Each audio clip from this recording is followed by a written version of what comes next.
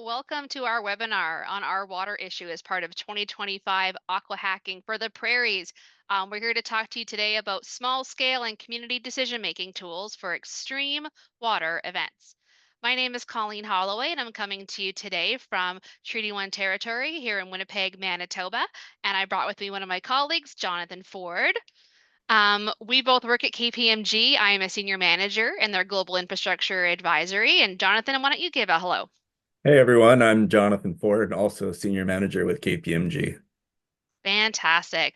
And the challenge we want to bring to you today is to have you help empower small scale and community decision making for building resilient, sustainable, and low impact infrastructure that address extreme water events. So what are we determining what an extreme water event is?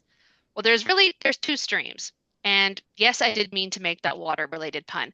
But nature is really the first one, and it's either to do with scarcity or abundance, which is, of course, droughts or flooding, whether it's flash floods or large scale, with each having effects that can affect the crops, livestock, wildfires, drinking water, flora, and fauna. There's also extreme water events that come from humans, and that can come in the form of interference, where we change water flows that affect water levels, drainage, it can affect commercial fisheries, transportation, irrigation, flood levels. There's also contamination, where it affects the human right of having access to clean drinking water, watershed health overall, livestock issues, chronic health concerns. And so when we look at extreme water events, it really is spanning this entire spectrum. And when we look at what's really causing a sense of urgency and why this is so important now to really look at this is what's compounding it. So when we look at nature-inspired water events, climate change is really what's bringing in severity, frequency, duration. That's a challenge that we have to look at with these events. And on the human side, it's the compounding factor here is capacity, more humans needing more water in different areas for more things. And what stress is that putting onto systems and what other challenges is that bringing out that can bring these extreme water events as a result? So I'm going to talk now about what exactly community decision-making tools are, and I think I'm going to invite my colleague Jonathan to tell you a bit about them. Great. So community decision-making tools are exactly that. Those are tools that the community can use to then make better decisions. And so we included some examples. So Citizen Science Initiatives is a group that basically says, how do we take a bunch of available data on precipitation, on river levels, on infrastructure status, and start to create interactive dashboards that help people understand and communities understand what's going on and make better decisions in their community.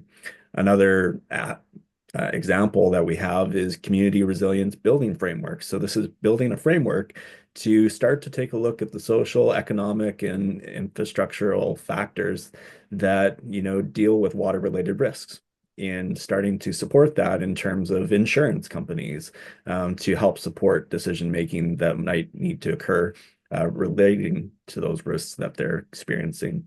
And the last one is community-based monitoring programs. So this is getting people involved. This one, I think, involves getting kids involved and helping them use mobile apps and other accessible technologies to report findings and understand what's going on with local water bodies and really help to support and make better decisions regarding the infrastructure and management decisions that are dealing with that water body themselves.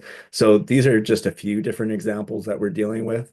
And as we're dealing with these items, what we're really trying to do is get into resilient, sustainable, and low impact infrastructure. And when we talk about that, it's really trying to improve the situation without creating further negative impacts with the infrastructure or the work that is being done. So this can be infrastructure like rainwater harvesting, it could be water recycling, it could be water percolation or drip irrigation, or it could be the integration of renewable technologies. There's lots of different other options here when we get into this, but ultimately what we want to do is make sure that we're creating impacts that are positive for the environment and for the water that we're using, but low impact in terms of creating further negative impacts around us. Thank you, Jonathan.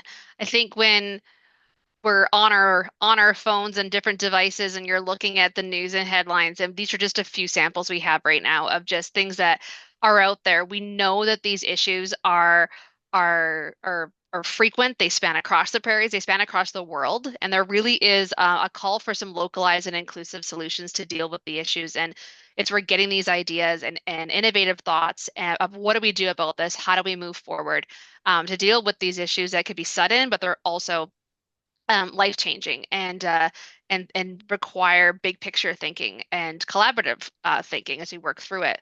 And we don't want to come across or even think that there hasn't been great progress, right? There's been a lot of work that's been put into this, and there's some great momentum that's happening and great information that's out there.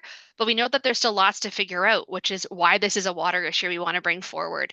There are resolutions that have yet to be fully realized, and we've listed a few areas here that might be kind of the main buckets of barriers that you might want to kind of think through with your water issue. And the first one is the accessibility of data. So clearer data, more data, being able to have kind of those cost benefit decisions of what is it going to cost to do, but how is that going to actually help us? And how do you make those informed water management decisions? Coordination is also a big piece. It sounds simple, it is complex in practice. So really it is about what are these long-term adaptive strategies that can enhance these infrastructure pieces to work together as a system more effectively as climate impacts are going to evolve, and how do we make sure that we have things that are adaptive and kind of look at that long term. Funding, that's really the crux of it as well, right? So looking at diverse funding opportunities and where if there are dollars that go towards larger scale projects that could unintentionally sideline community-led smaller solutions that can really boost resilience. So we want to kind of look at that of how do we get more of those small scale community projects online to help with resilience within a kind of community footprint. So with that, we have some kind of key takeaways, some things to kind of keep in mind and get you moving, kind of keep you kind of on the course here as you work through this water issue.